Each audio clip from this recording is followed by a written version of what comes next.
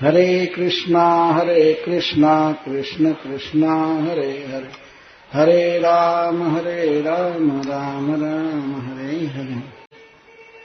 जब शंकर जी भी ध्यान छोड़ दिए तो हम लोग भी आज आवृत्ति छोड़ रहे हैं। सीधे कथा कहेंगे। ओम नमो भगवते वासुदेवाय। श्री कश्यप जी अपनी पत्नी माता देवहूति से, अदिति से, देव माता अदिति से पयोव्रत की विधि बता रहे हैं। तो उस विधि का वर्णन कल हुआ था, कुछ बाकी रह गया है, उसको आज पूरा कर रहे हैं। उन्होंने मंत्र बताया, पूजा की विधि बताया, और अब आगे निषेध पर कुछ काम बता रहे हैं जिसको नहीं करना चाहिए। किसी भी समाज में या किसी भी नियम पालन में दो प्रकार के नियम होते हैं। एक होता है त्यागने का, तो इसको निषेध कहते हैं, और करने लायक जो नियम होते हैं उनको विधि कहते हैं। विधि और निषेध। जैसे हम लोगों के इस्कान में विधि है भगवान का नाम जप करना, स्नान करना, भागवत पढ़ना, भगवान की पूजा करना, टू डू, इसको करना। और नहीं करना निषेध क्या है? 4 महापाप का निषेध है। No meat eating, no gambling, no intoxication और अवैध संबंध नहीं। ये 4 निषेध बताए जाते हैं। तो यहां पर भगवान का भजन करने वाले को, भगवान की पूजा करने वाले को निषेध बताया जा रहा है। वर्जयेद असदालापम, असत आलाप वर्जयेद। आलाप का अर्थ होता है बातचीत करना, सुनना। इसके 2 अर्थ है।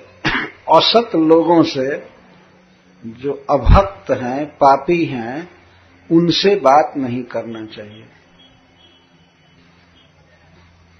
और यह वैष्णवों को दैनिक जीवन में भी सीखना चाहिए।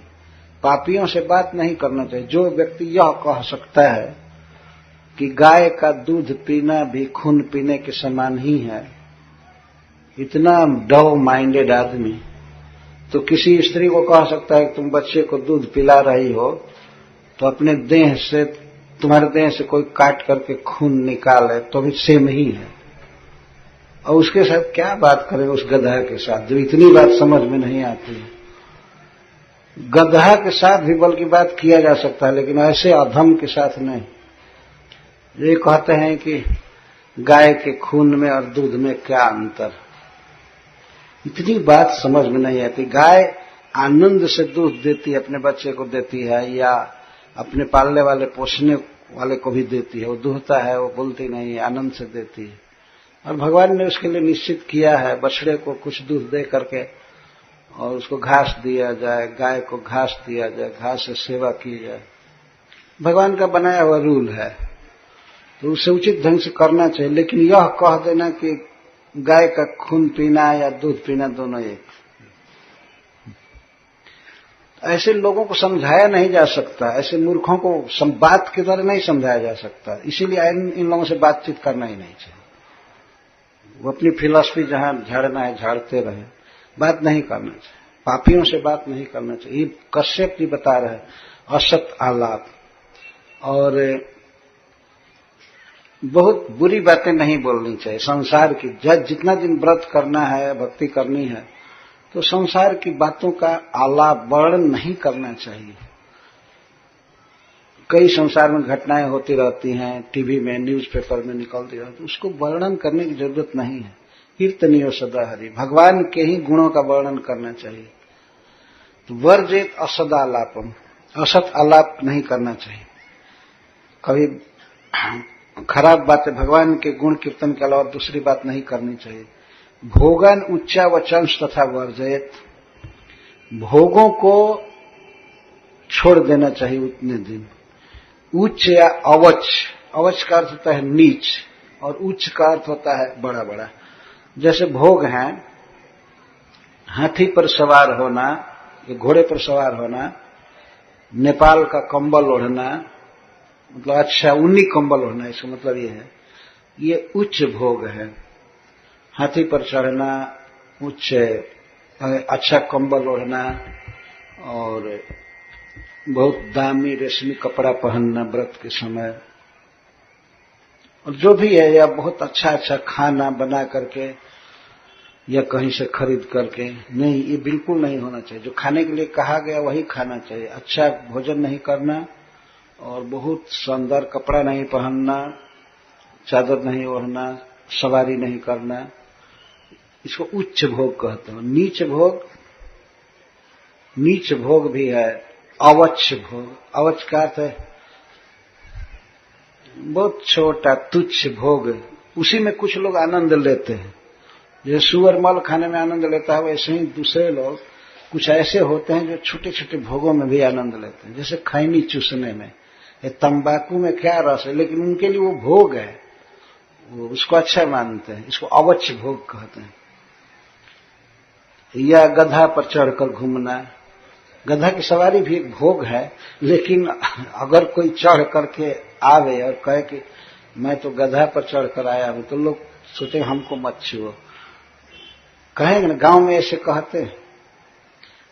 तो छोटे छोटे जो भोग हैं उसको भी नहीं भोगना चाहिए, और बड़े बड़े भोगों को भी नहीं। भगवान के भक्ति में रहना चाहिए। वर्जेत असदालापन भोगान उच्चा वचन तथा अहिंस्र सर्वभूतानाम वासुदेव परायण। और व्रत के दिन में कभी भी भूल कर भी किसी भी जीव को वचन से या शरीर से या मन से भी दुख नहीं देना चाहिए, सताना नहीं चाहिए, किसी जीव की हिंसा नहीं करनी चाहिए। जैसे भक्त को तो चाहिए कि जीवन भर हिंसा न करे, लेकिन खासकर व्रत के दिनों में 12 दिन तक बिल्कुल किसी जीव को दुख नहीं देना चाहिए, किसी को सताना नहीं चाहिए। जान मारने की बात तो बहुत दूर है, यह जान न मारना, इसके लिए हिंसा शब्द का प्रयोग नहीं है। यहां है किसी भी तरह से अपने आचरण से किसी जीव को तकलीफ न देना, ये अर्थ है। और जान न मारना किसी जीव का, वो तो गधों को सिखाया जाता है, वो आदमी को नहीं सिखाया जाता है। जीव हत्या मत करो, हत्या मत करो, ये आदमी को नहीं सिखाया जाता है वास्तव में। सॉरी, ये आदमी को सिखाया जाता है, वैष्णव को नहीं। वैष्णव का दर्जा बहुत ऊंचा होता है। तो यह हिंसा का अर्थ है किसी को दुख न देना व्रत में, वैष्णव का यह व्रत। एक बार श्रील प्रभुपाद जी से किसी व्यक्ति ने कहा कि प्रभुपाद जी, स्वामी जी, क्या आप हमको ब्राह्मण बना सकते हैं? प्रभुपाद जी तो भक्तों को बनाते ही हैं, लेकिन उन्होंने उसको कहा कि हाँ, बना सकते हैं, तो क्या उपाय है बनाने का? तो प्रभुपाद जी ने कहा, पहले आदमी बनकर आओ, तब ब्राह्मण बनाएंगे। तो वो कहा कि हम आदमी नहीं हैं। न, जब तक तुम मांस खाते हो, शराब आदि पीते हो, तब तक तुम एनिमल हो, पशु हो। ये सब पाप छोड़ करके आदमी बनो, तब मैं ब्राह्मण बना दूंगा। वास्तव में हिंसा शब्द का जो प्रयोग होता है, श्रील प्रभुपाद जी को एक बार झांसी में अवसर दिया गया था हिंसा पर बोलने का। महात्मा गांधी का अहिंसा आंदोलन चल रहा था, तो श्रील प्रभुपाद जी को हिंसा पर बोलने के लिए कहा गया, अहिंसा पर। तो प्रभुपाद जी सीधा कहे कि हिंसा का अर्थ है किसी के अधिकार का हनन करना, इसको हिंसा कहा जाता है। प्रत्येक जीव को जन्मसिद्ध अधिकार है कृष्ण को समझने का, भगवान को जानने का और सुखी होने का, सद्गति प्राप्त करने का। लेकिन अगर कोई समाज लोगों को भगवान की भक्ति की शिक्षा नहीं देता है, सुविधा नहीं देता है, तो वह लोगों की हिंसा कर रहा है। भगवान की भक्ति का प्रचार नहीं करने वाला व्यक्ति, वो भी हिंसक ही है। और ये सिनेमा, टीवी आदि द्वारा वासनाओं को भड़काने वाला चित्र दिखाना, सब ऐसे ऐसे लोगों को भोगों की वासना हो जाए, धन की वासना, स्त्री की वासना, और भगवान के भक्ति से हट जाए व्यक्ति, यह वास्तव में जीव की हिंसा है। उसका सहज जो अधिकार है स्वरूप है उसका हनन किया जा रहा है। तो यह हिंसा का अर्थ है वैष्णव के लिए किसी जीव को कभी भी दुख न देना। वासुदेव परायण, हमेशा भगवान वासुदेव की भक्ति में लगा रहे, उनकी शरण में। परायण का अर्थ उन्हीं में वाणी लगी रहे, उन्हीं के दर्शन के में नेत्र लगे रहे, हाथ पूजा में, श्रवण भगवान की बात सुनने में, कथा सुनने में। 12 दिन तक कथा रोज होना है और नृत्य और गीत भी होना है, ये विधि आ रही। 12 दिन तक वैष्णवों को बुलाकर उनके द्वारा गीत गवाना, नृत्य करना, ये सब दैनिक नियम है। तो वासुदेव परायण का अर्थ है कि कृष्ण के अलावा सपने में भी कुछ नहीं सोचना, हमेशा कृष्ण के ही गुणगान, चिंतन, श्रवण में लगे रहना, ये वासुदेव परायण। वासुदेव का अर्थ है वसुदेव जी के पुत्र कृष्ण, तो कृष्ण परायण रहना चाहिए। त्रयोदश्याम अथो विष्णु स्नपनम पंचकायर विभो, तो 12 दिन तक ये व्रत करे, जो पहले नियम बताए गए। त्रयोदशी के दिन भगवान विष्णु को पंचामृत से स्नान करावे। पंचामृत प्रसिद्ध है, घी, दूध, दही आदि, मधु, ऐसा पंचामृत कहते हैं। इसके द्वारा भगवान को स्नान करावे। कारेत शास्त्र दृष्टि न, कारेत का अर्थ है कि शास्त्र दृष्टि न, ब्राह्मणों के द्वारा, भक्तों के द्वारा, जो लोग शास्त्र विधि जानते हैं उनके द्वारा अभिषेक करावे। विधिना विधि को विदय, विधि से करावे जो नियम है। और किनके द्वारा? विधि को विदय, जो विधि को, नियम को जानते हैं, उन भक्तों के द्वारा भगवान का स्नान कराना चाहिए। पूजन च महतिम कुर्यात् वित्त साठ्य विवर्जित, और त्रयोदशी के दिन कुछ विशेष इंक्रीज्ड पूजा भगवान की करनी चाहिए, ज्यादा पूजा करनी चाहिए। उस दिन धन का लोभ छोड़ देना चाहिए। वित्त साठ्य, यदि धन है, मान लीजिए किसी का रुपया है, बैंक में है, इधर उधर है, तो अब लोभ न करे कि उसमें से नहीं खर्च करेंगे, वो जमा रहेगा। यदि पैसा नहीं है तो वो भी व्यक्ति व्रत कर सकता है, लेकिन उसके लिए जैसा ऊपर ही कहा गया है कि विभवे सती, यदि धन हो तो ऐसा ऐसा करे। अगर धन न हो तो भगवान को एक तुलसी अर्पण करके भी उनकी कृपा प्राप्त की जाती है। ये केवल प्रणाम। कहते हैं धनी के दान, गरीब के स्नान। तो धनी लोग दान करते हैं, जो फल मिलता है, गरीब आदमी जमुना जी में जाकर केवल स्नान करे तो वही फल मिलता है। ये लोक में प्रसिद्ध बात। भगवान की भक्ति कोई भी कर सकता है। कोई ये न सोचे कि अरे जिसके पास धन होगा वो ये करेगा, वो करेगा, ये करेगा। हाँ, कम से कम इतना धन होना चाहिए कि दूध खरीद करके पी सके, क्योंकि पीना तो जरूरी है। बाकी भगवान की पूजा में जो भी जुट रहा है, अगरबत्ती है, तुलसी दल है, उसके द्वारा पूरा किया जा सकता है। फूल तो भारतवर्ष में लोग मांगने पर भी दे देते हैं कहीं कहीं। अब मांगे कि भगवान की पूजा करनी है तो लोग दे देते हैं, ठीक है ले जाए। ऐसा नहीं है कि गरीब व्यक्ति भगवान की भक्ति नहीं करेगा, पयोव्रत नहीं कर सकता है। और पयोव्रत वास्तव में केवल पुत्र प्राप्ति के लिए ही नहीं किया जाता है। कोई भी कामना हो, कोई भी वस्तु की इच्छा हो, वो व्यक्ति इसको करके मनोरथ पूरा कर सकता है भगवान की कृपा से। कुछ भी इच्छा, अरे जब वैकुंठ मिल सकता है, स्वर्ग मिल सकता है, तो पृथ्वी के भोग मिलना कौन बड़ी चीज। यदि कोई चाहते हैं कि हम देश में कोई मंत्री बने, सांसद बने, ये बने वो बने, तो उनको ये व्रत करना चाहिए। भगवान की कृपा से वो बन जाएंगे।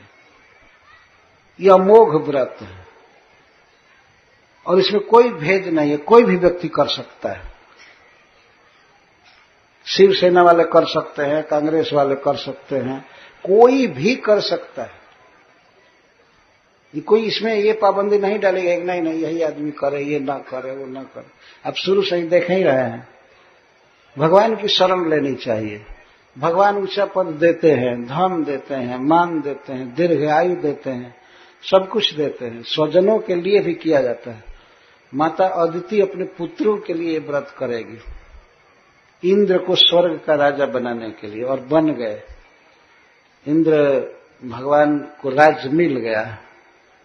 किस बल से? उन्होंने कुछ नहीं किया था, उनकी माता ने यह व्रत किया था, जैसा वर्णन आगे आएगा। लेकिन जो धनी है, भगवान ने जिनको कृपा करके धन दिया है, तो उनको चाहिए कि त्रयोदशी के दिन पूजा भगवान की विशेष रूप से करें, धन का मोह न करें। तो उस दिन चरु पकार करके भगवान विष्णु को संतुष्ट करें। हवन विशेष रूप से करना चाहिए। चरु खीर पका करके भी, जैसा ऊपर कहा गया, उस विधि से भगवान का हवन करें। भगवान को शिपी विष्ट कहते हैं। शिपी का अर्थ होता है रश्मि, किरणें सूर्य की या प्रकाश, उसमें भगवान रहते हैं। अथवा शिपी का अर्थ हृदय भी होता है जीवों का। समस्त जीवों के हृदय में है भगवान, तो उनकी पूजा करनी चाहिए, यज्ञ करना चाहिए। श्रुतेन तेन पुरुषम जजेत सुसमाहि, तो खूब अच्छे हुए, अच्छी तरह से पके हुए खीर से भगवान की पूजा करनी चाहिए, मतलब हवन करना चाहिए और खिलाना चाहिए। नैवेद्यम चाते गुणवत दद्यात पुरुष तुष्टिदम, और भगवान को प्रसाद खिलावे, खूब अच्छा बना करके भगवान को भोग दे। नैवेद्यम निवेदन करे, चाहती गुणवत, अति गुणवत। कश्यप जी अति गुणवत, यदि धन है तो खूब अच्छा सरस भोग बनाना चाहिए भगवान के लिए। जब भगवान प्रसाद नहीं खाते, प्रसाद तो हम लोग खाते हैं, भगवान भोग खाते हैं, तो उनको पहले भोग लगाते। तो अति गुणवत नैवेद्य निवेदित करना चाहिए, जो पुरुष तुष्टिदम, भगवान को संतुष्ट कर दे। यदि खूब श्रद्धा से धन का मोह न करके खूब अच्छा बनाया जाए भोग, तो भगवान संतुष्ट होते हैं। इससे नहीं कि बहुत अच्छा प्रसाद बना, भोग बना इसलिए, बल्कि उस भक्त के भाव से वो बहुत प्रसन्न हो जाते हैं कि हृदय से हमारी सेवा कर रहा है। तो ऐसा करना चाहिए। आचार्यम ज्ञान संपन्नम वस्त्राभरण धेनु भी तोषे द्वितीजश्चैव तद विद्याराधना हरे। और जो आचार्य हैं, जिन्होंने ये व्रत कराया, उनको चाहिए कि वस्त्र, आभरण, ये सब धन रहने पर वस्त्र, अलंकार और धेनु भी, गाय दान करे। अलंकार दे, सोना चांदी दे, हीरा दे, और वस्त्र दे। और उनके साथ यज्ञ कराने वाले जो भी ऋत्वी जाते हैं, जो आचार्य नियुक्त करते हैं, ब्रह्मा, उद्गाता आदि जो होते हैं चार, उनको ऋत्विज कहते हैं। तो ऋत्विजों को भी यथायोग्य दान दे, और उसको ऐसा समझे कि इनको संतुष्ट करना हरि को संतुष्ट करना है। भगवान की ही आराधना समझ करके, भगवान का सुख समझ करके उनको दे। भोजे तान गुणवत्ता सदन्य न शुचिस्मिते। प्रिय, तुम बहुत ही सुंदर आचरण वाली स्त्री हो, तुम इस बात को समझोगे। शुचिस्मित, हे सुंदर मुस्कान वाली, ये कह रहे हैं, अर्थात तुम बहुत शुद्ध चरित्र की हो। तो तुम्हें चाहिए कि भोजे तान गुणवत्ता सदन्य न, बहुत सरस भोजन करावे उन ऋत्विजों को और आचार्य को। और सदन, एक तो स्वादिष्ट होना चाहिए, और अन्न जो हो वो सदन्न होना चाहिए। सत अन्न मतलब बहुत बुरी कमाई का पैसा नहीं होना चाहिए भगवान को भोग लगाने के लिए। उस व्रत में अपने परिश्रम की कमाई हो, उसको सदन्न कहते हैं। ये नहीं कहीं किसी की हत्या करके और पैसा लिया, और या चोरी करके, बहुत किसी को ठग करके, सता करके, और उस पैसे से भगवान की पूजा करें, भगवान प्रसन्न नहीं होते। इसे सदन्न शब्द का प्रयोग किया गया। और गुणवत्ता, गुणवत्ता का अर्थ है छह रस, षड्रस, बहुत स्वादिष्ट भोग बनाए भगवान के लिए, और वही प्रसाद ब्राह्मणों को खिलाना चाहिए। सदन, और ये च तत्र समागता, और भी जो ब्राह्मण वहां आए बुलाने से अथवा बिना बुलाए भी जो आ जाए सबको खिलाना चाहिए। दक्षिणाम गुरुवे दद्यात्, और गुरु को ही, आचार्य को ही यहां कहा जा रहा है, गुरु को दक्षिणा देनी चाहिए और ऋत्विजों को भी जथा अर्हता। तो प्रश्न होता है सबको ये कहीं बराबर देंगे, ये कहीं समान पैसा, या और भोजन तो एक समान होगा, उसमें भेद नहीं है, लेकिन दक्षिणा देने में जथा अर्हता, जथा योग्य। जथा योग्य का अर्थ उधर से भी योग्यता है और देने वाले के भी फंड पर ये बात निर्भर करता है। उसका फंड कितना अलाउ कर रहा है देने का, उसके अनुसार करे, और उधर से भी अब चेला है तो चेला को चेला जैसा देंगे, ब्राह्मणों को सब जथा रहता, जथा जो समझ लेना चाहिए देश काल के अनुसार, लेकिन देना चाहिए। और अब दक्षिणान गुरुवे दद्यात् ऋत्विजश्च जथा रहता है, अन्नाद्य नाशोपाकांश प्रीणयन समुपागतम, और उस यज्ञ में अपने आप या बुलाए हुए जितने भी लोग आवे उनका जथा योग्य सत्कार करना चाहिए, उनको खिलाना चाहिए। अन्न आदि से, भोजन, अन्न माने भोजन, यहां तक कि उस यज्ञ में पयोव्रत में कोई चंडाल भी आवे, कोई भी हीन जाति का आवे, हीन वर्ण का आवे, कोई भी, सबको खिलाना चाहिए बहुत स्नेह से। प्रीणयत समुपागतान, समुपागतान, उस यज्ञ में आए हुए, उस अवसर पर आए हुए सबको भोजन देना चाहिए। देखिए और चीज में भेद हो सकता है, लेकिन भोजन में भेद नहीं करना चाहिए, ये नियम है। तो सबको भोजन आदि के द्वारा संतुष्ट करे, और देने की शक्ति हो तो वो भी दे। आस्वपाकांश, कुत्ते का मांस खाने वाले चंडाल आदि को भी देना चाहिए, कोई भी व्यक्ति आवे। भुक्तवत्सु च सर्वेषु दीनांध बधिरेषु च, और जब सभी खा ले, त्रयोदशी के दिन सब लोग खा ले, यहां तक दीन, अंध, बधिर, जो विकलांग है, हैंडीकेप, सब खा ले, दीनहीन, रोगी, कुष्ठ जिसको हो, चाहे कुछ भी, दीन, अंध, कृपण, बेचारे लाचार, गरीब, सभी जब खा ले, विष्णु तत्प्रेरणम विद्वान भुंजित सबद, ये समझे कि उनको खिलाना भगवान को डायरेक्ट खिलाना है। कश्यप जी बता रहे हैं, इन दीनहीनों को खिलाना और ब्राह्मणों को खिलाना, गुरु को खिलाना, इसको डायरेक्ट भगवान की आराधना समझनी चाहिए। और जब सब खा ले, एक एक व्यक्ति खा ले, तब भुंजी त सहबंधु भी, अपने परिवार के और अपने रिलेटिव लोगों के साथ तब खाए। देखिए कितनी सुंदर शिक्षा दी जा रही। सब जब खा ले, एक एक आदमी को देखना चाहिए। गृहस्थ का वास्तव में धर्म है। हमारे घर के आसपास कोई भूखा तो नहीं है। पहले लोग जब भोजन के लिए घर पर तैयार होते थे तो घंटा बजाते थे गृहस्थ लोग, कोई व्यक्ति अगर भूखा दुखा हो तो आ जाए, तो उसको खिला करके तब खाते थे। ये धर्म है, इससे आयु बढ़ती है, इससे धन बढ़ता है, जस बढ़ता है। तो सबको खिला करके तब अपने बंधुओं के साथ खाए। इसका अर्थ है कि जितने परिवार के लोग या रिलेटिव हैं वे सब सेवा में लगे हुए हैं, प्रसाद सर्व करने में और सब करने में, तो सबके बाद अंत में खाए। नृत्य वादित्र गीतश्च स्तुतिभिः स्वस्तिवाचकै कार्य तत्कथाभिश्च पूजम भगवतो अनुवहम। और जहां तक भगवान की पूजा की बात है तो उस दिन विशेष करें, लेकिन प्रथम दिन से ही नृत्य वादित्र और गीत होना चाहिए। नृत्य नाच होना, भगवान के कीर्तन में, जस गान में नाचना और बाजे बजाना खूब, तो गीत के अनुसार। और गीतश्च, खूब गीत होना चाहिए, भगवान के भज कीर्तन होना चाहिए, नृत्य बाजा। और स्वस्ति वाचक स्तुति भी, और स्वस्ति वाचन करने वाले ब्राह्मणों के द्वारा भगवान की स्तुति करनी चाहिए। चाहे 9 श्लोक जो लिखे गए हैं वो बोले, या गोविंदम आदि पुरुषाम जो भी स्तुति है उसके द्वारा भगवान की पूजा करें।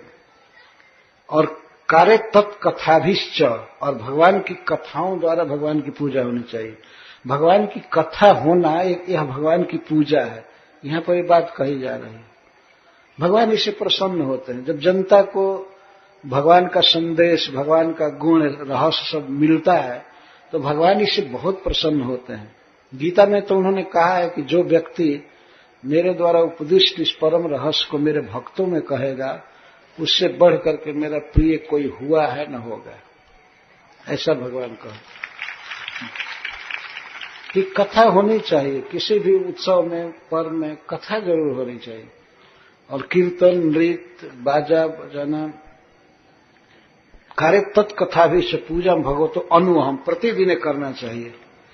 एतत् पयोव्रतम नाम, इसका नाम है पयोव्रत। अब कश्यप जी कहते हैं, विधि बता करके अब इसकी महिमा बता रहे हैं।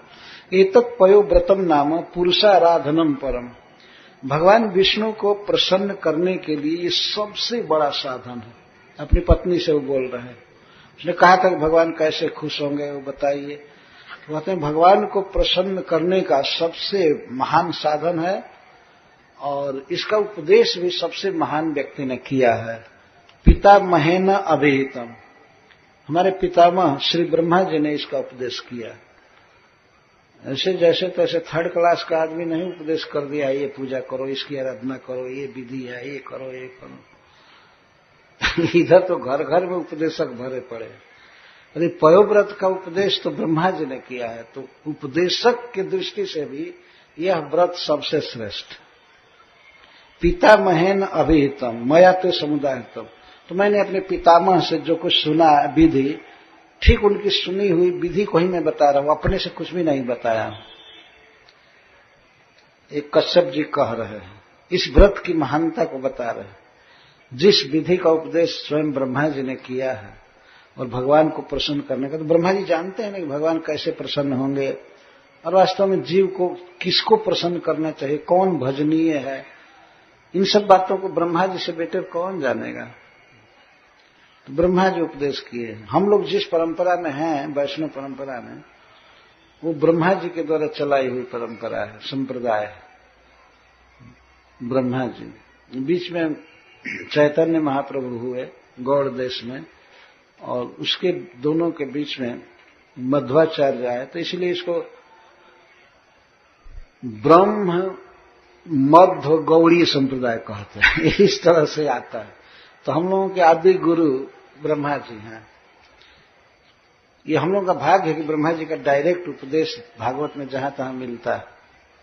और एक किताब भी है ब्रह्म संहिता, जिसमें ब्रह्मा जी ने भगवान कृष्ण की बहुत सुंदर स्तुति की है। इसको ब्रह्म संहिता कहते हैं। और प्रत्येक श्लोक में वे कहते हैं गोविंदम आदि पुरुषम तमहम भजामि, मैं आदि पुरुष सर्वेश्वरेश्वर स्वयं भगवान गोविंद का भजन करता हूं। स्पष्ट कह रहे हैं। जब ब्रह्मा जी कृष्ण का भजन कर रहे हैं तब तो मनुष्यों को तो करना ही चाहिए। मनुष्यों को ज्ञान नहीं होता है, इसलिए जहां तहां अपना इष्ट चुन लेते हैं और उन्हें हमेशा विफलता और दुख ही मिलता रहता है। ब्रह्मा जी के चरण चिन्ह पर चलना चाहिए। तो कश्यप जी कह रहे हैं कि इस विधि का उपदेश हमारे पितामह ब्रह्मा जी ने किया और भगवान विष्णु को, कृष्ण को रिझाने के लिए सबसे श्रेष्ठ साधन है। तुम चानेन महाभागे सम्यक क्षीर्णेन केशवम आत्मना शुद्ध भावेन नियतात्मा भजाभ्ययम। तुम च, जैसे ब्रह्मा जी ने हमको कहा, तो तुम भी हे महाभागे, वास्तव में अदिति तुम महाभाग्यवती हो। यह कहने का मतलब यह है कि ये पयोव्रत की कथा भी, इसकी विधि को जो सुनेगा तो सुनना भी बहुत बड़ा भाग्य से होता है, नहीं तो सुनने को भी नहीं मिलता। भाग्यहीन पुण्यहीन व्यक्ति को ये बात सुनने को नहीं मिलती। तो तुम महाभाग्यवती हो कि तुमको ये सुनने को मिला, तुमने ध्यान से सुना। तो सम्यक क्षीर्णेन अनेन, सम्यक संपादित इस व्रत के द्वारा इसका आचरण करते हुए भज अव्ययम, तुम अविनाशी भगवान विष्णु का भजन करो। इस संसार में सब कुछ क्षीण हो जाता है, मृत्यु है, बुढ़ापा है, सब कुछ है, लेकिन भगवान का कुछ भी व्यय नहीं होता है। उनका शरीर कभी वृद्ध नहीं हो सकता, उनके लोक से कोई च्युत नहीं हो सकता है, उनका ज्ञान अक्षीण रहता है, इसलिए उनको अव्यय कहते हैं, कभी व्यय नहीं होता। और इस संसार में तो व्यय रोज होता रहता है, व्यय। नेचर की ओर में लोग जाते हैं तो उनके शरीर को लोग कई किलो घटाते हैं, व्यय कर देते हैं, खत्म। व्यय, शरीर घटता रहता है। और बुढ़ापा आते आते तो सारा सौंदर्य, सारी शक्ति हवा हो जाती, खत्म। और उसके बाद देह भी नहीं रहता है, पद नहीं रहता है, कुछ भी नहीं रह जाता, सब व्यय हो जाता है। ये भगवान अव्यय। तो ऐसे अव्यय अविनाशी परमात्मा भगवान विष्णु का तुम प्रेम से भजन करो। आत्मना शुद्ध भाव है ना, जिस मन में शुद्ध भाव है, यहां शुद्ध भाव का मतलब क्या है? केवल भगवान पर विश्वास करो, अन्य किसी पर नहीं, इसको शुद्ध भाव कहा गया। विष्णु पर ही भरोसा करो, उन्हीं से प्रेम करो। ऐसे शुद्ध भाव वाले मन से नियत आत्मा भजव्यम, अव्यय पुरुष भगवान का भजन करो। और भी एक बात कह रहे हैं, नियत आत्मा, मन को और इंद्रियों को वश में करके। कई बार इंद्रियां डिस्टर्ब करती हैं, आदमी भजन करना चाहता है, करता भी है, लेकिन जीभ बहुत बहुत खाने को मांगती है, ये भी खाओ, ये भी खाओ, ये भी खाओ। लेकिन ये व्रत के दिनों में जीभ चटोरा नहीं रहना चाहिए, ये सब नहीं, कुछ भी। अगर देवता लोग अमृत भी लाकर रख दे तब भी नहीं पीना चाहिए। और फिर ये पेप्सी आदि क्यों पिएंगे? नियत आत्मा, इंद्रियों पर निग्रह करके, वाणी से दूसरी बात नहीं बोलना, कान से सुनना नहीं, खान पान पर कंट्रोल, बिल्कुल भगवान के भजन में इस तरह 12 दिन करने के लिए कहो। तुम भजन करो। अयम वै सर्वज्ञाख्य सर्वव्रतमिदं स्मृतम तपः सारमिदं भद्रे दानम चेश्वर तर्पणम। इस यज्ञ को, इस पूजा को, पयव्रत को कश्यप जी कह रहे हैं कि ब्रह्मा जी ने कहा है कि अयम वही सर्व यज्ञ, यह सर्व यज्ञ है। सर्व यज्ञ का अर्थ है कि अगर इस यज्ञ को किया जाए तो जितने भी शास्त्रों में यज्ञों का वर्णन है सब हो गया। इस व्रत को करने से सारा यज्ञ हो जाता है। और सर्व व्रतमिदं, और इस व्रत को करने पर शास्त्रों में वर्णित जितने भी बड़े बड़े सब व्रत हैं सब इसके अंदर ही हैं, सब हो गया, सारे व्रतों का पालन हो गया। तपः सारम, तपस्या का यह इसेंस है, सार है। इसका अर्थ है कि अगर ये कर लिया गया 12 दिन तो जितने भी लाखों लाख वर्षों में लोग तपस्या करते हैं सब इसके अंदर आ गया। और भद्र दानम, और यही सबसे बड़ा दान है, यही सबसे बड़ी तपस्या है, यही सबसे बड़ा दान है। क्यों? कि ईश्वर तर्पणम, यह जो व्रत है वो भगवान कृष्ण को संतुष्ट करने वाला। जिस व्रत से भगवान संतुष्ट हो जाए वही वास्तविक व्रत है। आगे इसी बात को कह रहे हैं। जब माता अदिति ने कहा कि अरे तो छोटा व्रत है 12 दिन का, आप कह रहे हैं कि यही तपस्या का सार है, यही दान शिरोमणि, यही सबसे बड़ा दान है, सबसे बड़ा व्रत है, सबसे बड़ा यज्ञ है। ऐसी कश्यप जी ने कह दिया कि ईश्वर तर्पणम, ये स्वयं भगवान को संतुष्ट करने वाला। फिर उसी को कह रहे, जब माता अदिति चकित हुई कि छोटे से व्रत को इतना बड़ा बता रहे हैं, तब वो कहते हैं त एव नियमा साक्षात त एव च जमोत्तमा तपो दानम व्रतम यज्ञ जेन तुष्यत भक्षज। देखो, नियम का ढाढ़ा मत देखो, ये नियम वो नियम, ये यम।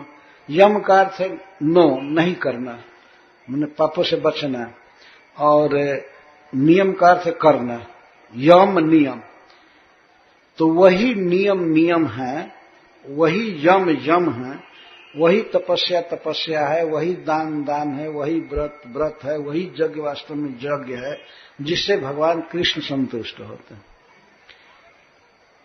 तो यही एक व्रत ऐसा है जिससे भगवान शीघ्र ही प्रसन्न हो जाते हैं।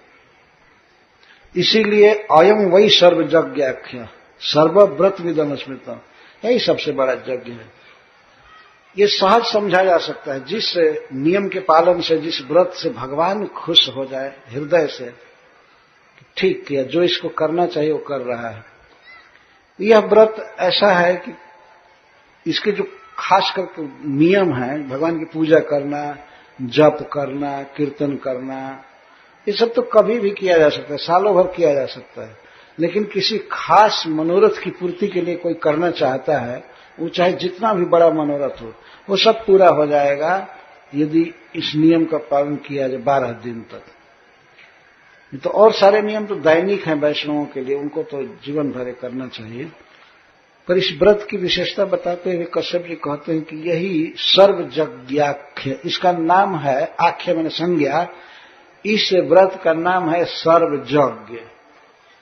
तो सर्वयज्ञ का अर्थ श्रील विश्वनाथ चक्रवर्ती ठाकुर कहते हैं, इसका मतलब है कि इसको करने पर सारे यज्ञ अपने आप हो जाते हैं, सारे यज्ञ, अश्वमेध यज्ञ, राजसूय यज्ञ, और भी दुनिया में जितने यज्ञ हैं सब इसके अंदर है।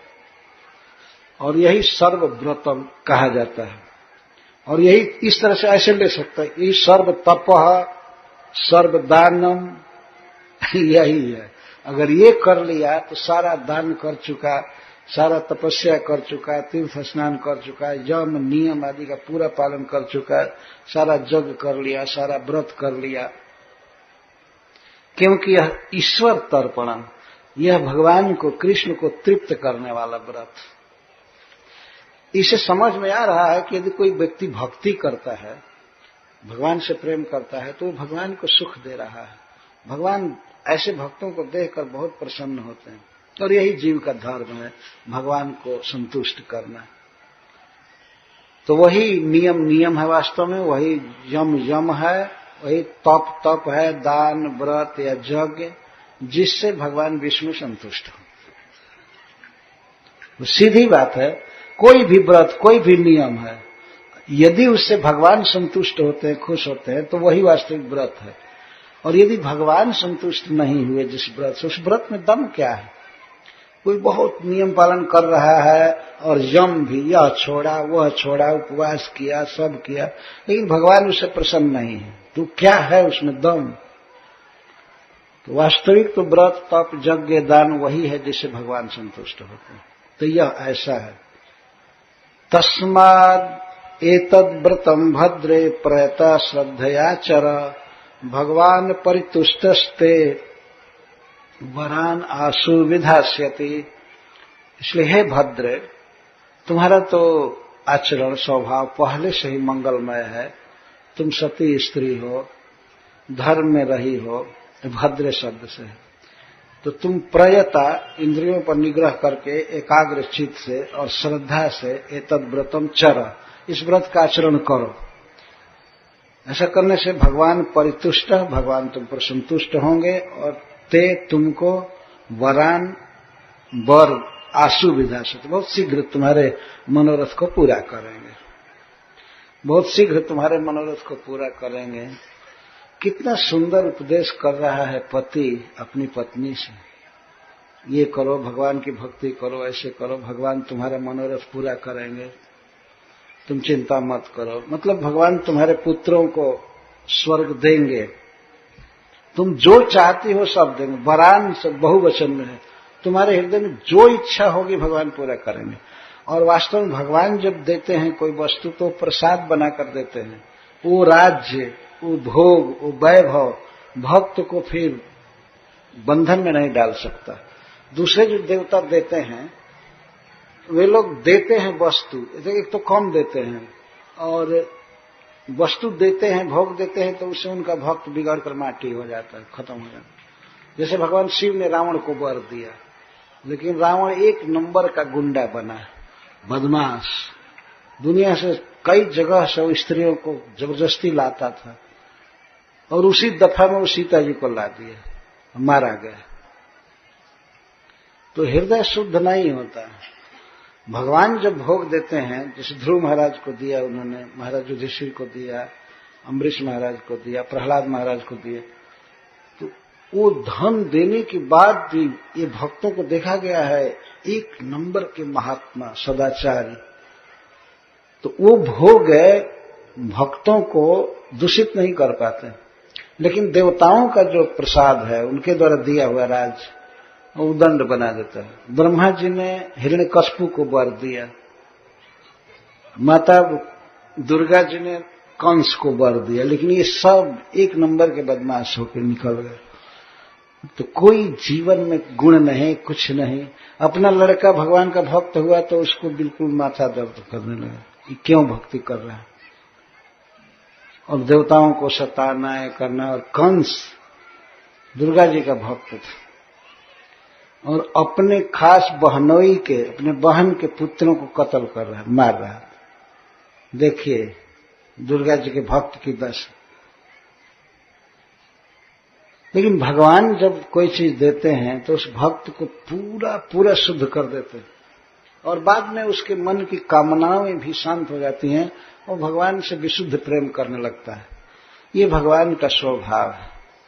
दूसरे देवता तो ऐसे हैं कि अगर कोई उनका भक्त कहे कि हम जहर पीना चाहते हैं, इतना तप किए, भजन किए, हमको जहर चाहिए, तो देवता दे देंगे, मरो चाहे कुछ भी, तुम्हारी इच्छा पूरी होनी चाहिए।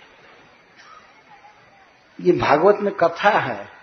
एक वृकासुर नाम का असुर नारद जी से पूछा कि नारद जी आप कृपा करके बताइए कि तीनों देवताओं में कौन जल्दी प्रसन्न होता है, उनको जल्दी उसको खुश करके कुछ वर लेना है। तो श्री नारद जी ने कहा कि भगवान विष्णु तो बहुत देर के बाद प्रसन्न होते हैं, लेकिन प्रसन्न होने के बाद फिर कभी क्रोध नहीं करते हैं, खुश है तो जीवन खुश रहते हैं। लेकिन ब्रह्मा जी और शिव जी जल्दी प्रसन्न होते हैं। तो कहा कि नहीं, इन दोनों में बताइए कौन जल्दी होगा। तो उन्होंने कहा कि शिव जी को आशुतोष कहते हैं। आशु माने शीघ्र, तोष माने खुश। वो बहुत जल्दी खुश हो जाते हैं, लेकिन बहुत जल्दी रंज भी होते हैं। तो कोई बात नहीं, हमको खुश होने का गुण चाहिए। तो वो गया केदारनाथ हिमालय में भगवान शिव जी के पास और तपस्या करने लगा, हवन करने लगा, ओम नमः शिवाय ये कह करके आहुति देता था। तो अपने शरीर का मांस काट काट कर समर्पण कर रहा था अग्नि में। फिर भी भगवान शिव प्रकट नहीं हुए। 5 दिन ऐसा किया। 6ठे दिन कहा कि ये तो प्रकट नहीं हो रहा है, तो अपना मस्तक तलवार से काटने जा रहा था और अर्पित करने के लिए अग्नि में। जब काट चुका था आधा, वो काट करके और मस्तक अर्पित करने जा रहा था। वो सुना था कि रावण मस्तक अर्पित किया था, तो उसको 10 मस्तक दे दिया शिव जी ने। 1 मस्तक अर्पित किया था। ये भी ऑर्डर दानी है, कुछ हिसाब किताब नहीं रखते हैं कि ये बिगड़ेगा कि क्या होगा। उसको 10 मस्तक देने की क्या जरूरत थी? 1 मस्तक भी उसके लिए फालतू था। और दे दिए 10 मस्तक। मैं भगवान शिव पर विनोद कर रहा हूं, हमारी बहुत श्रद्धा है भगवान शिव के प्रति, लेकिन जहां अपने इष्ट देव का, कृष्ण का वर्णन शास्त्रों में किया गया है, तो कोई ये भ्रम न करे कि ये शिव जी और भगवान बस एक ही हैं। इस भ्रम के निवारण के लिए कभी कभी ऐसे शब्द बोल दिए जाते हैं कि 10 मस्तक देने की क्या जरूरत है। अरे भगवान शिव दिए हैं, हमारा क्या पोजीशन है कि मैं आलोचना करूं कि क्यों 10 मस्तक दिए।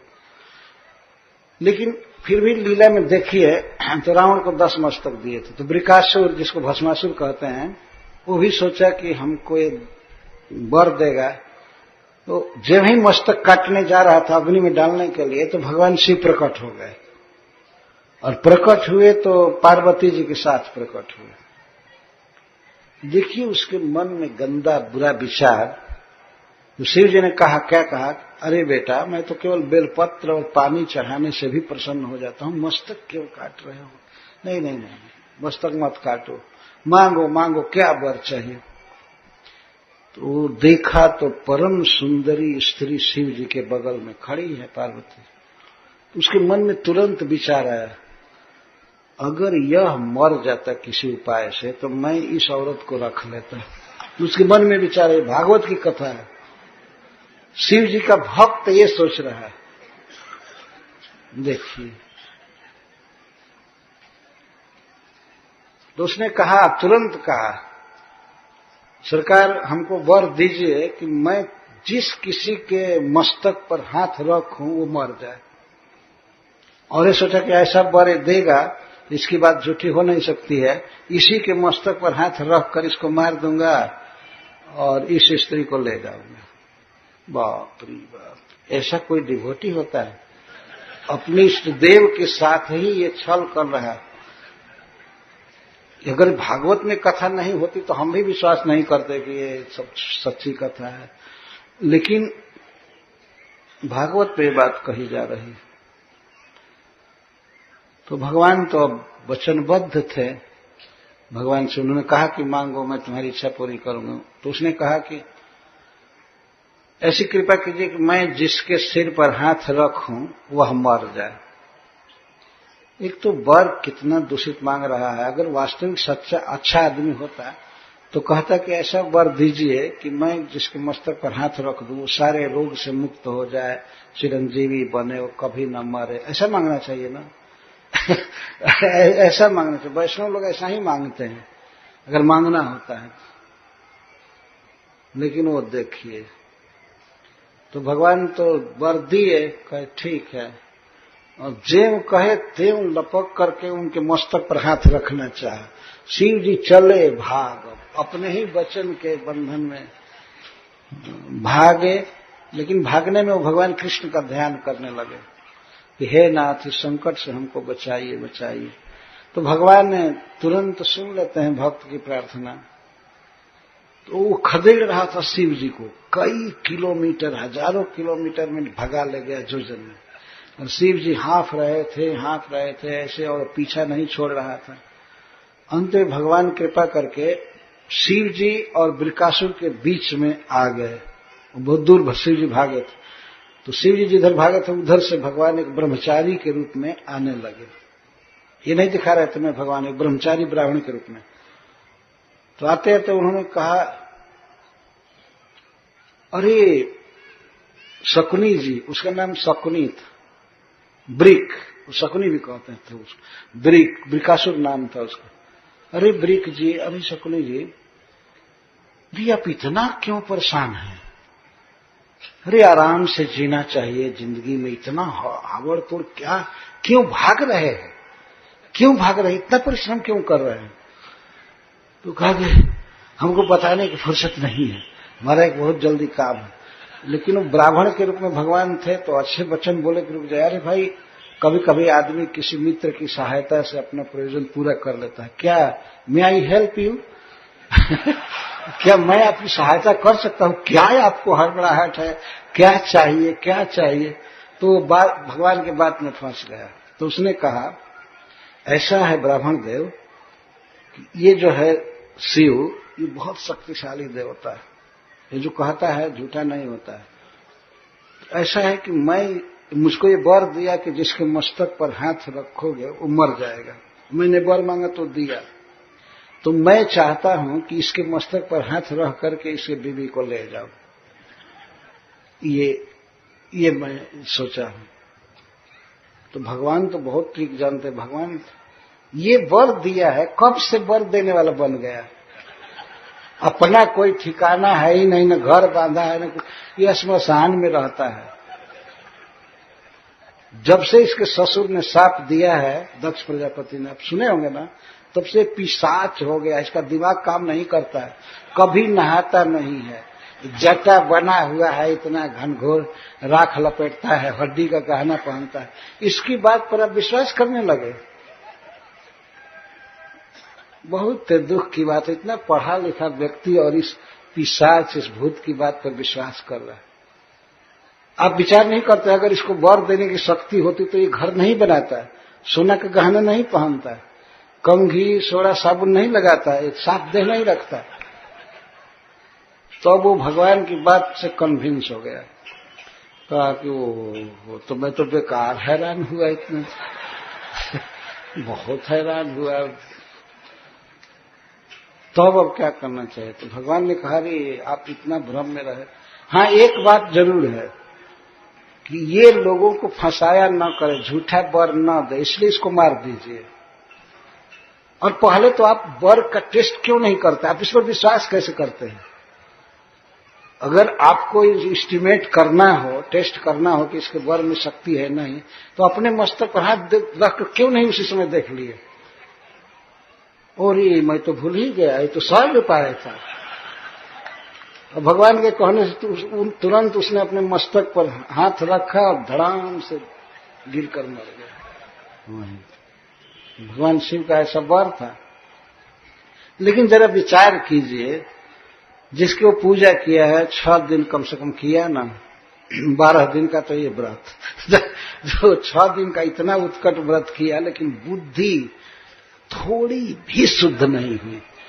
पार्वती जी के प्रति बुरी निगाह हो जाना, माता पार्वती जी के प्रति, देवी के प्रति, और अपने इष्ट देव भगवान शिव की धर्मपत्नी, उसके प्रति जब इतना बुरा निगाह हो सकता है, तो अब क्या बाकी रहा कि उसे जीवन में दोष की कमी।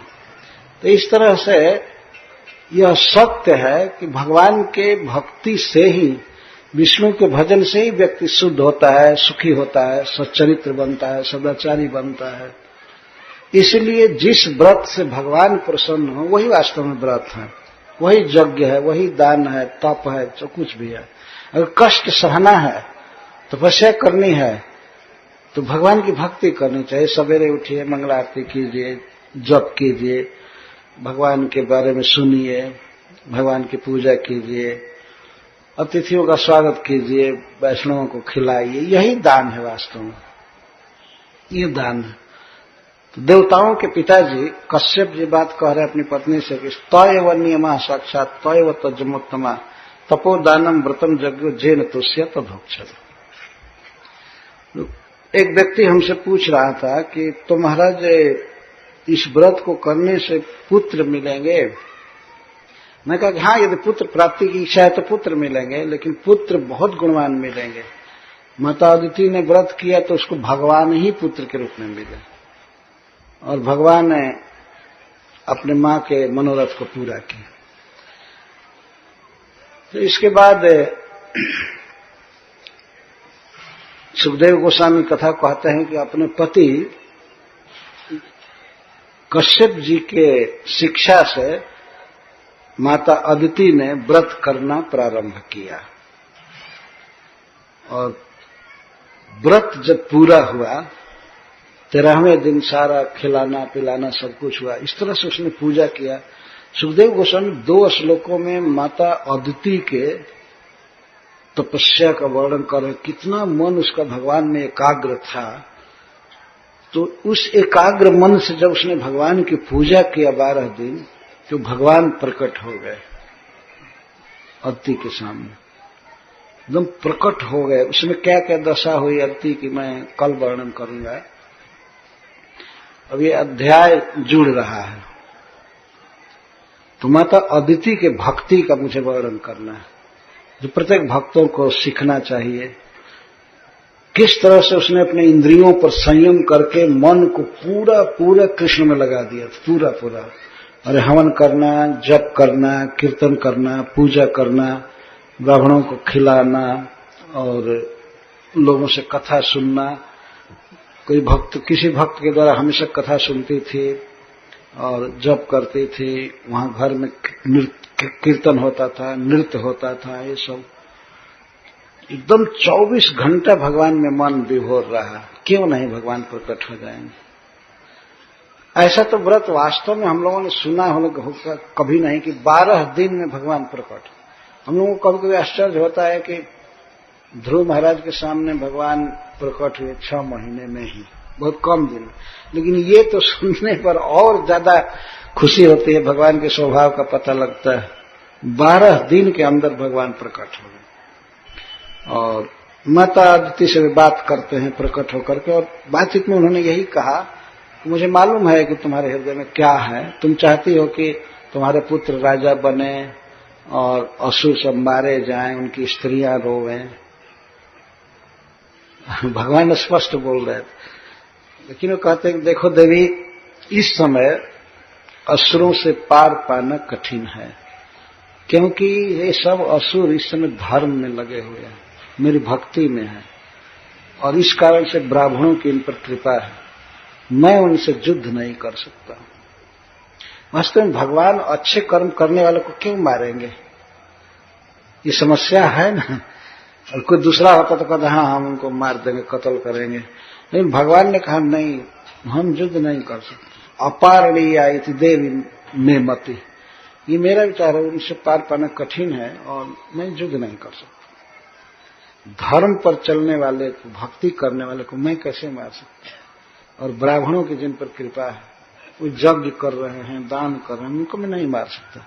फिर भी तुमने मेरे लिए व्रत किया है, मेरी भक्ति किया है, तो मैं तुम्हारी इच्छा को पूरा करूंगा।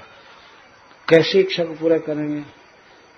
तो भगवान कहते हैं मैं तुम्हारा पुत्र बनूंगा और पुत्र बन करके बलि महाराज से जा करके भिक्षा मांगूंगा छल से, और तुम्हारे पुत्रों को मैं राज्य दे दूंगा, मतलब अपने भाइयों को। और यह कहकर भगवान कहते हैं देखो, यह बात पूछने पर भी किसी से मत बताना कि भगवान हमारा पुत्र बनेंगे, क्योंकि हमको जाना है भिक्षाटन करना, भीख मांगना है बलि से। तो ये सब बात खोलना मत, किसी से मत कहना। पृष्ठयापि कथंचन, अगर कोई पूछे भी तब भी मत बताना कि ये तुम्हारा पुत्र कौन है, इसका भूत भविष्य दिखाओ, बताओ कौन है। पूछने पर भी मत बताना। कश्यप जी से भी मत बताना।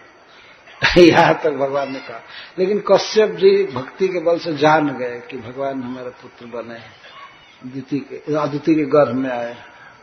और जब भगवान का जन्म हुआ तो उस समय सारी प्रकृति शुभ गुणों से संपन्न हो गई, ग्रह नक्षत्र सब अनुकूल हो गए, देवता फूलों की वर्षा कर रहे थे आकर के अलक्षित वहां आश्रम पर फूलों की वर्षा कर रहे थे, गंधर्वगण गा रहे थे, बाजे बज रहे थे, सब बहुत वर्णन है विस्तार से। और जूटे सब वहां पर, बृहस्पति जी जूटे और बड़े बड़े देवता आए और भगवान को उपहार दिए, उनका उपनयन संस्कार हुआ। जिस दिन उपनयन संस्कार हुआ तो उस दिन कथा हो रही थी, तो किसी ब्राह्मण ने बलि महाराज के बारे में कहा कि वो बहुत बड़ा यज्ञ कर रहे हैं, दान दे रहे हैं। तो ये सुन करके भगवान कहे बलि महाराज इतने बड़े दाता हैं, तो मेरी भी इच्छा है कि मैं कुछ उनसे दान मांग। तो इनके पिताजी माताजी तो जान गए थे, उन्होंने कहा ठीक है जाओ। तो भगवान चले हैं बलि महाराज के यज्ञ में। बलि महाराज के यज्ञ में भगवान जब जाएंगे तो भगवान की अगर इच्छा रही तो ये कथा मैं अगले साल कहूंगा, कैसे बलि महाराज से मिलते हैं। अभी तो इस सत्र में भगवान के जन्म को ही मैं पूरा कर पाऊंगा। भगवान के दिव्य जन्म के विषय में सुनना चाहिए, कैसे कैसे प्रकट हो रहे हैं। और ये इच्छा है हमारी और भक्तों की भी इच्छा है कि जो श्रोता इतने दिन तक सुने हैं भगवान के गुणों को, तो वे कुछ बोले। ये इच्छा होनी चाहिए सुनने की, वो कुछ बोले भगवान के विषय में। तो हम लोग कल से अनुमोदन भी प्रारंभ करेंगे। तो कोशिश करेंगे कि अधिक से अधिक भक्तों को समय दिया जाए, मतलब कम कम समय, संख्या में अधिक भक्तों को, मेरा ये तात्पर्य, वो समय दिया जाए। पर समय तो बहुत कम रहता है। तो मेरी इच्छा है कि जो भी भक्त कुछ भगवान के बारे में बोलना चाहे वो लिख लें, लिखें, चाहे एक पृष्ठ दो पृष्ठ, जो भी थोड़े में लिखना चाहिए। अपने सुख को, अपने मोद को व्यक्त करना चाहिए। हमें बहुत अच्छा लगा, ये लगा, आगे होना चाहिए, इसको अनुमोदन कहते हैं। तो भक्तों के भाव भगवान के प्रति प्रकट होते हैं। तो ये आग्रह है, विनय है कि आप थोड़े थोड़े में, जिसको 5 मिनट में पढ़ सकें, 4 मिनट में पढ़ सकें, लिख लेना चाहिए। और जिनको अगर मान लीजिए अवसर नहीं मिला पढ़ने का अपना अनुमोदन, तो अनुमोदन का पत्र हमको दे, हम पढ़ेंगे, क्योंकि हमारे लिए ही किया जाता है, जनता के लिए भी किया जाता है। लेकिन हमें उसे पढ़ करके बहुत आनंद आता है कि ये भक्त का ये भाव है भगवान के प्रति, ये भाव, ये भाव। अपने भावों को, अपने भावों के पुष्प को भगवान में अर्पित करना चाहिए। तो कल से ही हम थोड़ा थोड़ा चालू करेंगे, परसों भी होगा, कथा भी होगी, अभी तो 2 अध्याय की 1.5 अध्याय की कथा बाकी है, तो आप लोग अनुमोदन जरूर लिखिएगा। मैं कथा में बहुत कठोर शब्दों का जो प्रयोग कर दिया था एक दिन, खास करके देवताओं के बारे में मैं जो हीन वाक्य बोल देता हूं, हमारा आशय उनका अपमान करना नहीं है। और मैं इस विषय में ये समझता हूं कि मुझे जानकारी है कि ये देवता सब भगवान के प्रतिनिधि हैं, बड़े बड़े भक्त हैं, बड़े पदों पर है, लेकिन फिर भी जब शास्त्र भागवत के अनुसार बोलना होता है तो भगवान की ही महिमा का वर्णन करना चाहिए। तो इसलिए उस आवेश में मैं कुछ हीन शब्द बोल देता हूं। भगवान शिव के चरणों में मैं बार बार क्षमा मांगता हूं कि हमसे कोई अपराध न हो।